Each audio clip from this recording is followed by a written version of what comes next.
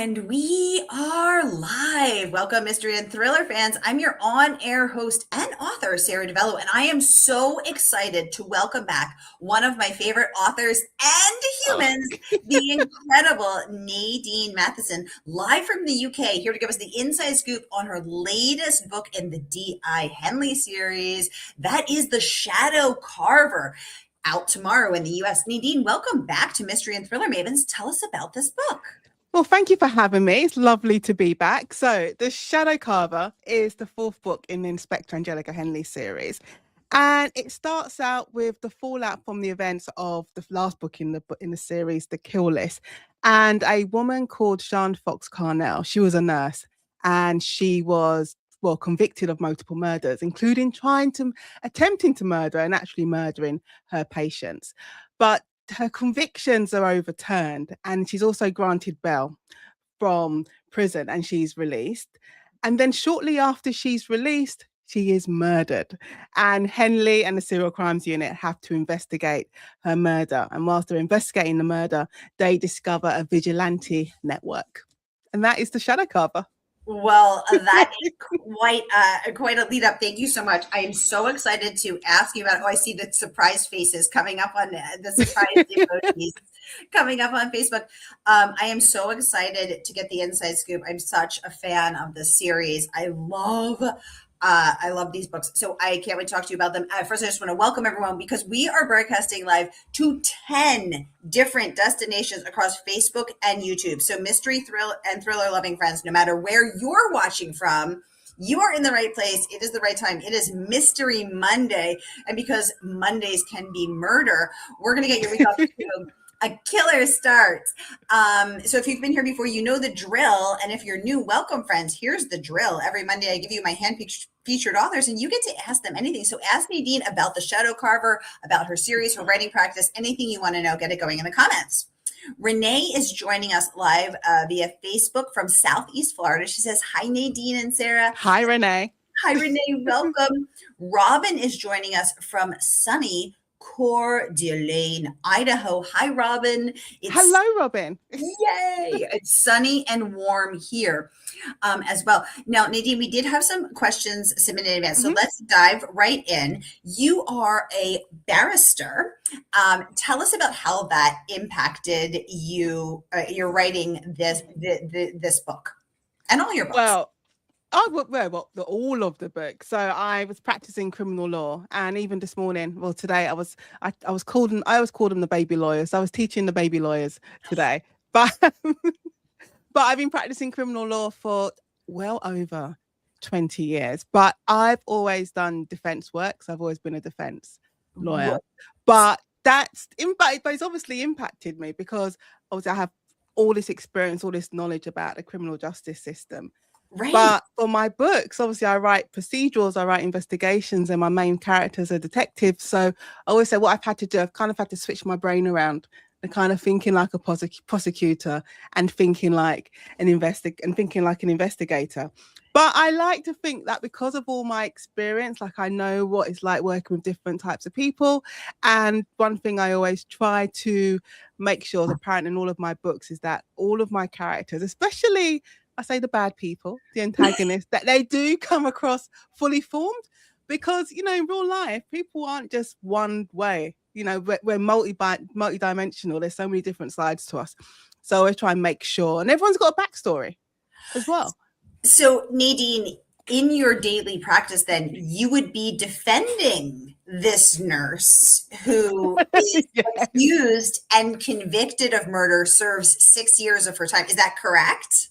Yeah, if this was real life, if this was real life, I would be defending Jean Fox Carnell, and I'll probably be congratulating myself for getting her convictions overturned and getting her out on bail. That's what I would be doing. So I was just wondering as I was reading this, because it's not a spoiler. This starts out with a prologue from her perspective, where she's teaching the wife of a terminally ill man, or not, he's not terminal, he's of a very ill man. Very ill. Teaching the wife how to inject him with morphine and other really major medicines while she goes out to visit her other patients, Yeah. and make sure there's no air bubbles in the Yeah, doing all those I was things. sweating because I was like, oh my god, I was picturing myself flicking the syringe to get the air bubbles out.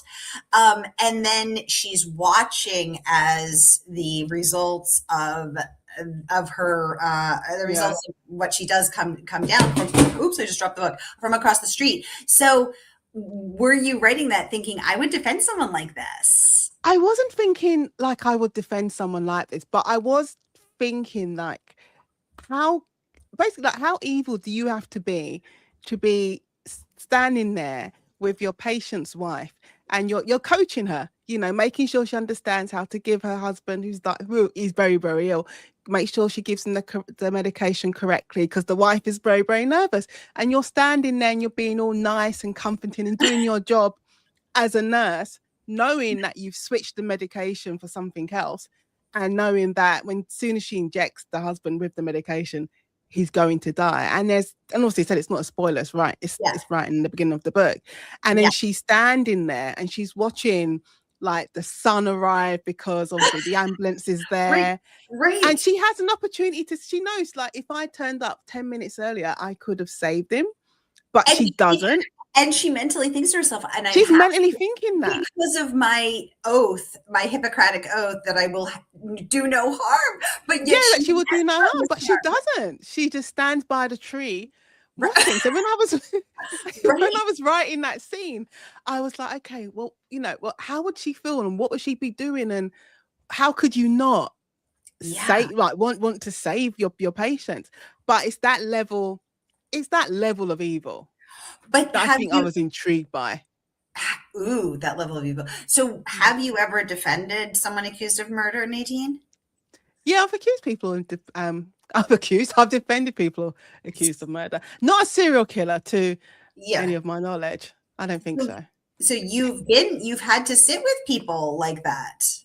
Yeah, and with all sorts of people. But everyone's always got a defense. They always have a reason. Renee would like to know, have you ever felt threatened as a criminal barrister?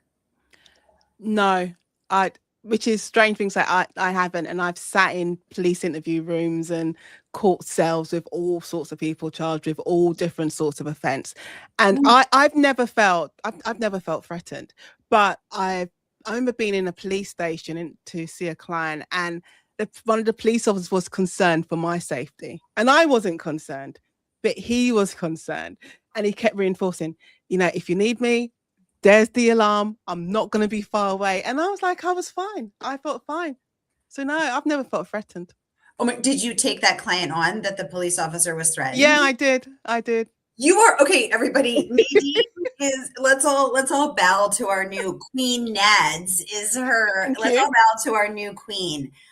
Because that is incredibly, incredibly brave. Wow. Jocelyn is joining us from YouTube. Oh, Robin saying, congratulations on your 20 plus years in the legal world, Nadine. Yes, congratulations. Renee wants to know, what were you teaching the baby lawyers today? Oh, bless them. They were very, very enthusiastic. It was their first. We were doing a course today. So I was just teaching them today about making applications. So you would call them in the States like making a motion in court. So that's what I was teaching them today. Oh. And they were doing their practice applications. Oh, good question. Okay, so Nadine, let's switch now to your practice as a writer. So tell us about a day in the life of Nadine, the writer. What does that look like? Well, a day in the life it's changed. Before, when I first started, like when we first spoke years ago with the Jigsaw Man. I know my debut. I think back then I would have said to you, obviously I'm going to work during the day and then I'm working on the book whenever I have moments. So I'm not practicing full time anymore. So I'm able to start my working day like writing early. So normally I'm getting up at 5 o'clock these days, which is I would never have done 6 years ago. Never. So my writing days, I get up at 5, I go out and do a walk, and then work out, and then I get home, and then I start writing. And I have a plan. So I always plan my books. So I know where I am, and I have a minimum word count in my head that I need to get to. So I have my target, and my target is usually around 1,600 words per day. Yeah, so that's my time. Some days I meet it and go past it without even realizing. You're like, oh, I've written 2,500 words today. That's really good. And then there are other days when it's just very, very hard. Like, when am I going to hit 1,000, let alone 1,600? But that is usually like my writing day, and I treat it like a proper, like it's a job. So I treat it like a job. So you say from that 9 to 5, and then normally by 5, 6 o'clock, I'm finished. So you literally try to have butt in seat at 9 a.m. and you try to work at 5 p.m. Yeah, that's why I get up so early now, because also as well, I feel like I don't like my day being interrupted. So I don't like going out to go and do a workout like halfway through the day. So I will do everything in the morning. So by the time we get to 9 o'clock, I've done everything, even all the, the annoying emails, stuff you have to reply to. I've done all of that, and then I can start writing. I mean, some days are great writing days, and other days, like anything, it can be, it wasn't the best, but as long as you get something down. What do you do on the hard days? Oh, on the hard days, or do you take a break, or are you just like, I do not move until I get 1,600 words? I've learned on the hard days when the words aren't coming to just leave it, and to walk, just either go and do something else completely. So I always have what I call like my secret project. So I might go and work on a secret project just to completely change my point of view. Or I just literally, I leave the desk, I go out, do a walk. And doing the walk, and everyone says, do a walk. You think, oh, does a walk really help? And it does. Being away from your work and that environment, and just being outside and just not thinking about anything else. Sometimes that's when the problem solving kicks in. Ooh, I agree. I've noticed that as well. And I actually used to have a neighbor who taught part-time at Harvard University. And she said that the reason that she taught creativity at Harvard Business School. Yeah. And she said that the three most likely times that creative ideas happen are when you're walking, when you're in the shower, and right before you sleep, because the one part of your brain is engaged and it lets the creative part come to the forefront. And I always think about that. So I think when I'm stuck, I try to go for a walk or take a shower. So that is. But I heard the thing about the shower is because you're in the shower, obviously you're doing nothing. It's that showering. So your mind is that mindfulness taken. Yes. And that's why the problem solving starts to kick in.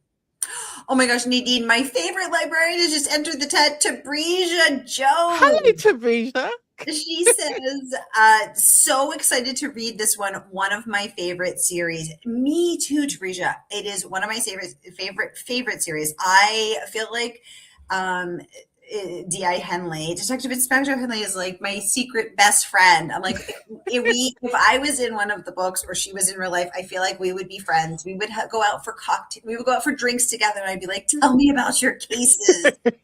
I love Nadine's writing, and I just love Henley. Oh my God, I love her. She's cool. I do. Tabrisia is a librarian at the New York Public Library, and she also runs the Dueling Detective series for the New York Public Library, and has been a featured presenter at many conferences. So love your eye and books. And she is Cup of Tea Jones on Instagram, and an Anglophile. She comes to England at least once a year, if not twice. She does. Okay, so tell us about how many books is this now? Is this 4 or 5? This is 4. This is book 4. Yeah, Sara DiVello's book 4. Besides not getting up at 5 a.m.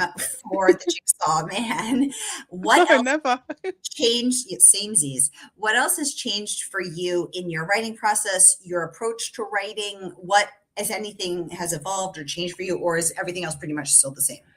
No, one thing that has changed is my writing process. So before, so with definitely the Jigsaw Man and the Binding Room, I would write that first draft would be beginning to end. That's just, my brain is very linear, so I will go from chapter 1 to whatever the last chapter is. Let's say chapter 50. And I did that with book 1 and book 2, writing the first draft. But then when I was writing the kill list, and I'm not sure whether it was just a timing issue. I was like, if I carry on writing this book right through to the end of this first draft, I'm not going to meet my deadline. So I stopped at the end of Act 2. Because that's how I plan my books and structure my books. I follow the 3-act structure. So with the first draft now, I write all the way through to the end of Act 2, then I stop, and then I start the rewrite. So I don't write that final third until I start doing the rewrite. And I never used to do that before. And I find that actually works, and that actually makes more sense to me, because now when I start the rewrite, I know I've tied up all the loose ends and fixed the things that needed fixing and sorted out characters and subplots. So I'm able to write that last third a lot quicker. Wait, I just want to make sure I'm understanding this. You only write the first 2/3 of the book. Yeah. And then you wait for the rewrite to write the final third? Yeah, that's what I do now. And how does that change? Is it that you have a better sense of the characters, or you're just amping up the tension, then you can't wait to write? Or how does that work better? I think it's a combination of all things. I have a better sense of the character. I now know the story, because that first draft, it's so messy. The subplot changes, the main plot changes, character arcs changes, characters you hadn't planned for suddenly just appear and make an entrance. So there's lots of different things. And there's also, I may mention something and I know I haven't really tied it up towards the end of the book. So when I'm doing the rewrite, I'm tying up all those ends. Can you, without any spoilers, can you tell us which character suddenly appeared while you were writing the final third and rewriting the first 2/3 of the Shadow Carver? If it's not a spoiler. Or what surprised you that if it's it will be a spoiler. Okay, then don't. It will definitely be a spoiler. No. Okay, so now, let me see. So now when I get to, let's say it would be probably page 303 would be 2/3. Now we'll know that is where you start, that you didn't write that part. So from chapter 42 on, let's say. Oh my God. Okay, now I'm going to get, because I'm not at chapter 42 yet. So now when I know, I'm going to be like, this is where she started writing. Oh my gosh. Yeah. Okay. You could say from chapter 42 is basically, that's me just, it hasn't changed that much, actually. Okay. Ooh. Yeah. Okay. So now everybody remember chapter 42. Now we know that's where the magic happens. Okay. Tabrisia wants to know, is there a possibility a certain unlikable character, the OGs know, gets hurt or made? Oh, but which ones are see, there's so many. There's quite a few. Are you talking about, if she's talking about, I think that's Henley's. That's who she's talking about. Give us an initial, Tabrisia, if it's not. All right. Okay. The OGs. I think I have an idea who she's talking about. Not yet. No. Okay.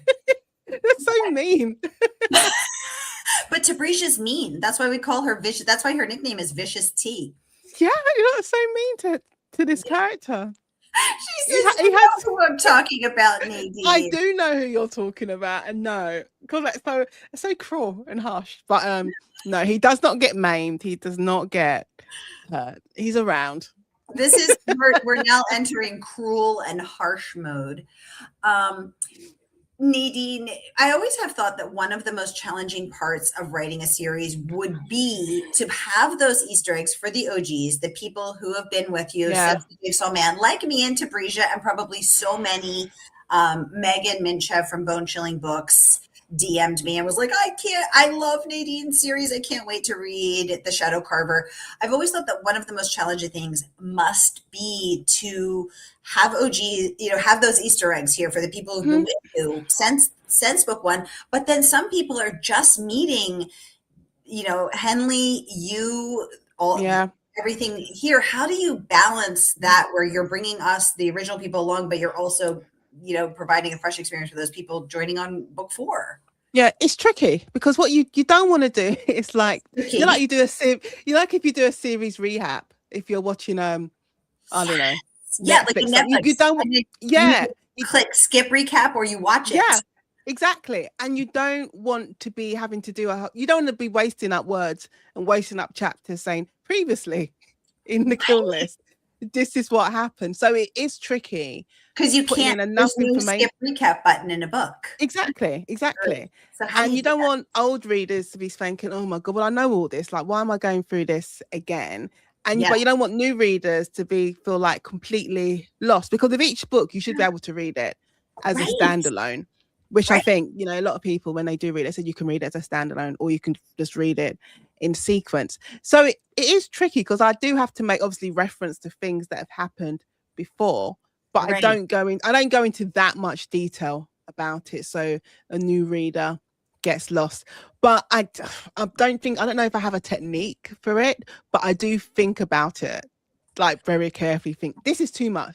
Like, why she? Because in normal conversation with someone, you're not going to sit there with a friend and rehash everything that happened like Right. 6 months ago. It might just be a passing reference. So that's what you kind of have to do Right. with You're the not going to be like, books. so Nadine, back 6 months ago on Monday, remember when Yeah. like, are you okay? Yeah, they'll be like, what is wrong with you? So you wouldn't do that in real life. So, but it's hard. I think it's very hard to get it right, to get the balance right.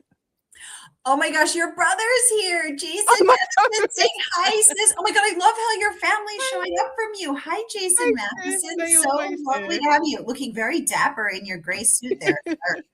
Oh my goodness. I love that. Oh, there's a lot of love. There's bouquets of hearts going up on Facebook Ah, for Jason Matheson. Oh my goodness, has entered the chat. he's Okay, had his moment. he's had his moments. Now it's back to Nadine's moment. Renee wants to know, is the title the same in the UK? How about the cover? Yeah, it's the title's the same and the cover's the same. The only thing is that the color of the font is slightly brighter with the Brighter UK than this? cover. Yeah, it's bright. I've got it behind me. I can't reach it, but yeah, and I didn't even realize this. The UK, I don't know why, the UK version is slightly bigger as well, even though they're both hardback. So I don't know if the print is smaller, maybe, but that's it. But other than that, no, they're the same.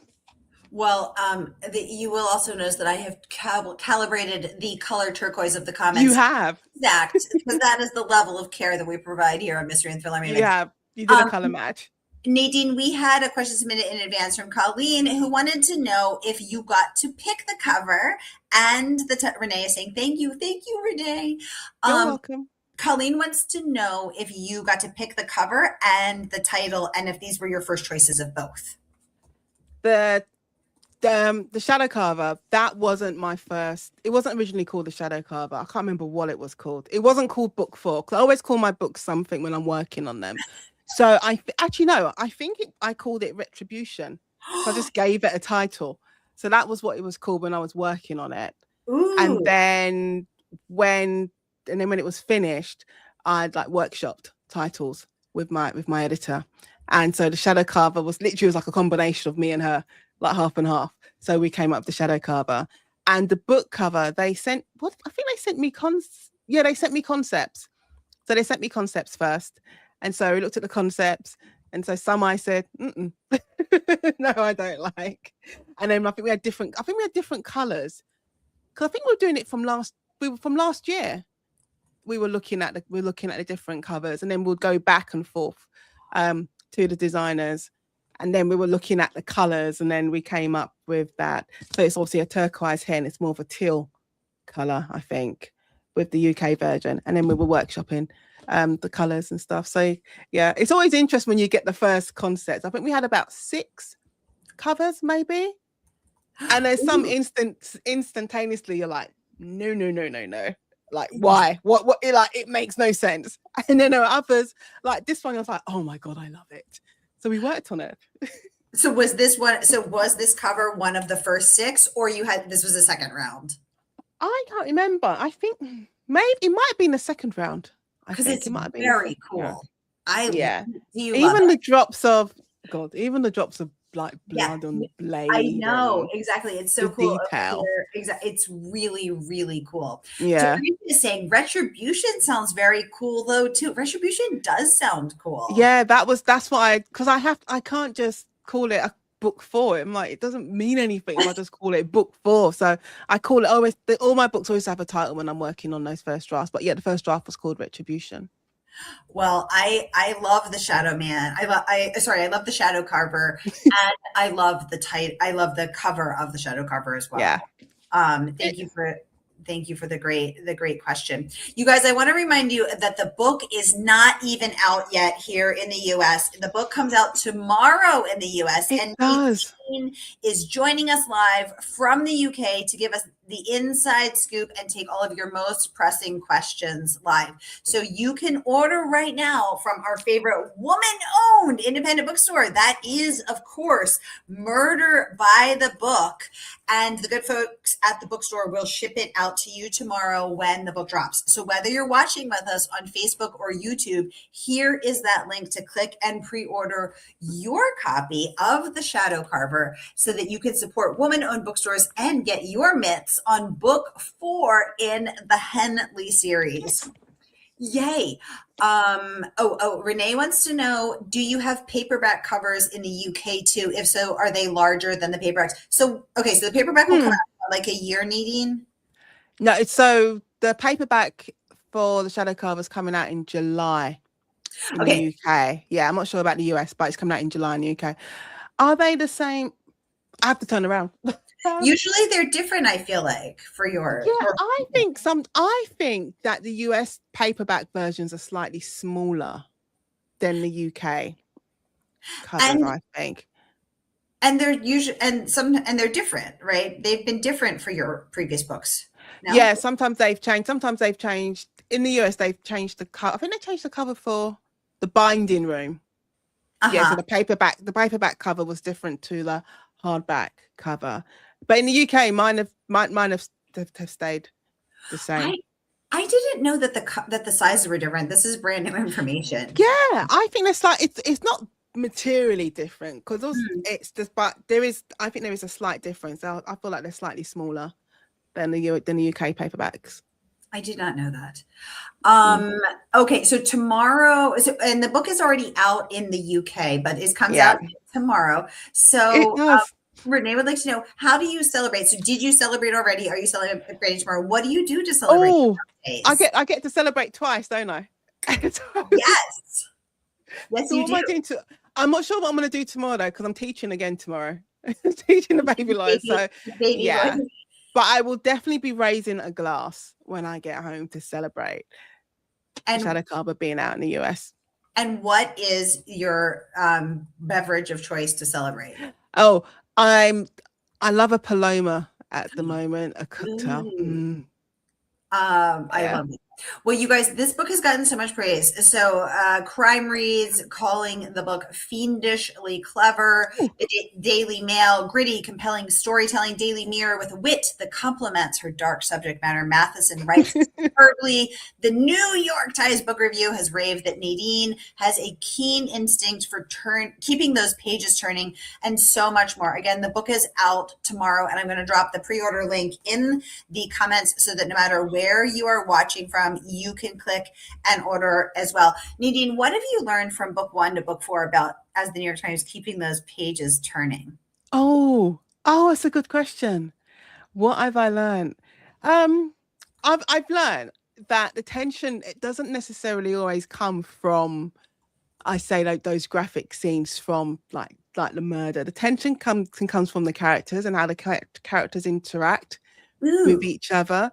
So I think that's what I've learned, and that's what I've always tried to keep in my mind about different ways of raising the tension and just keeping the reader engaged. Because I always feel like if there is violence like on the page, like it has to serve a purpose, like it has to earn its place to be there. So it's making sure that everything I do around it, like the build up, is justified to get us to that final point.